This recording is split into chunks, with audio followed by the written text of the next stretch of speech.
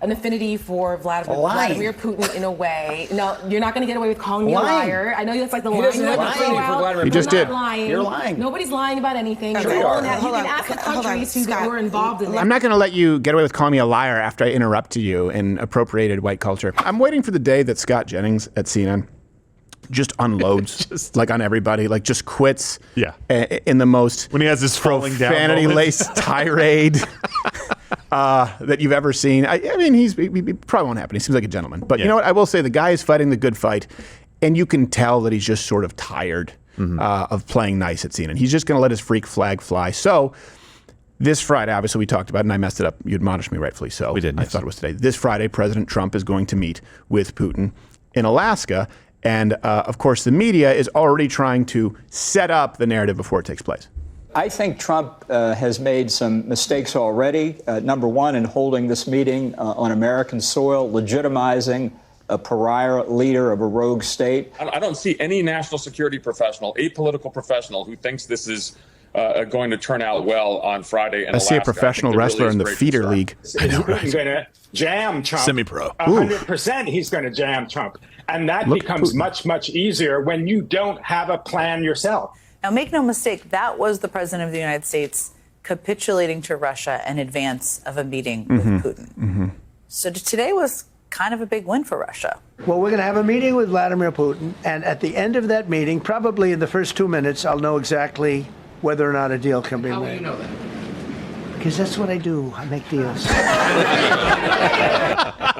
He's like, do I have to tell you at this point? I mean, it's so much more fun having him as president again. I wondered if it would be as fun the second go around. It's funner. More fun.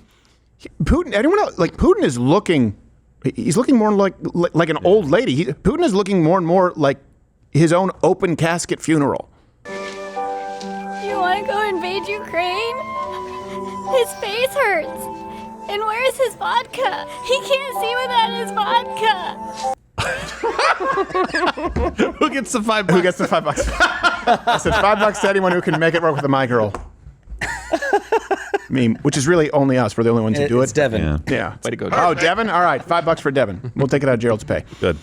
Excellent. He really does look rough, though. He looks like an old lady at an open casket funeral. And this is what they want you to believe. Of course, he's capitulating. Remember, Donald Trump said that he would sit down, he would talk with everyone. He was pretty rough on Putin in the last few weeks on Truth. Yes. This is always what he does, is he dangles the carrot, he compliments someone, and then if they don't work with him, if they don't negotiate with him, then he tells you that they're incompetent and they're terrible and he never liked them. Now, I get how you could say that's inconsistent, but if anything, it's consistent with his negotiation approach. So all of this, the setting up of the narrative, this is already Donald Trump, Russia, right? And they want this to happen under the umbrella, right? The backdrop of, right? Remember Russian collusion, which was also a lie?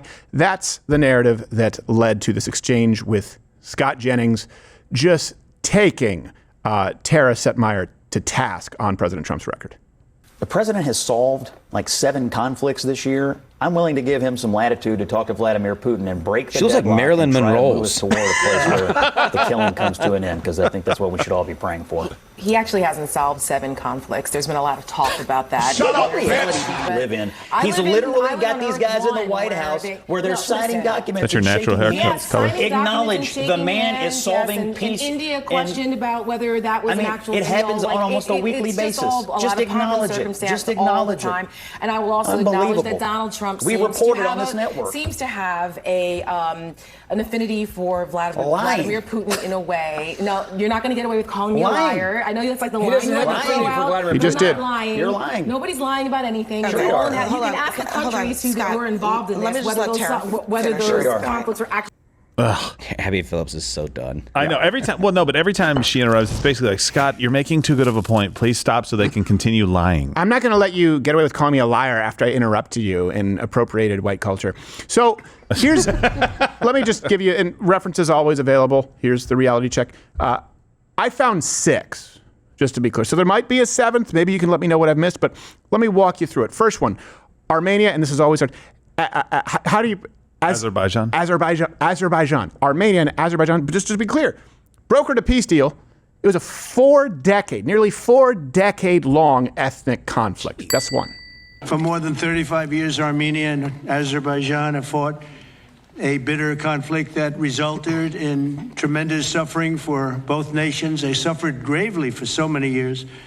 Many tried to find a resolution, including the European Union. The Russians worked very hard on it, never happened. Sleepy Joe Biden tried, but you know what happened there. He tried for probably Even that guy's laughing on the left. Didn't work out. Is that the guy from Azerbaijan or from Armenia? I don't know. I couldn't see. I'm looking at a small monitor, that'd but be he great is if he's laughing. like, yeah, I remember. Yeah. He fell asleep during the guy. summit. Yeah. By the way, that was a dig at Putin, just so you know, while you talk about him butting up with him. So that's one. Two, in July, Cambodia and Thailand. Yeah, that's a big one. There was a ceasefire that President Trump helped secure. There's a border dispute. And actually, Cambodia nominated Trump for the Nobel Peace Prize. Let's go to number 3. In June, Rwanda and the Democratic Republic of Congo. That movie also sucked. There was a peace deal signed to remove the Rwandan troops from Congo and increased U.S. investment in Congolese mining sectors there. Another one in June. You may have forgotten this. This is Israel and Iran, right? Is this number 4? Did we impeach Trump for this, or is it World War III still? Right, yeah, I know. That was one thing where those on the right. Oh, okay. Yeah, something about like he's John Bolton, who can't stand him. Iran, you remember what happened with the Iranian nuclear facility, and that's what helped broker a ceasefire. Then in May, this is 5, Kosovo and Serbia. Kosovo, their president, thanked President Trump for preventing escalation. Also in May, India and Pakistan helped broker a ceasefire there. Pakistan nominated Trump for a Nobel Peace Prize. So when she says, you're not going to get away with calling me a liar, he's done nothing. This guy says 7. You say nothing. I can verify 6.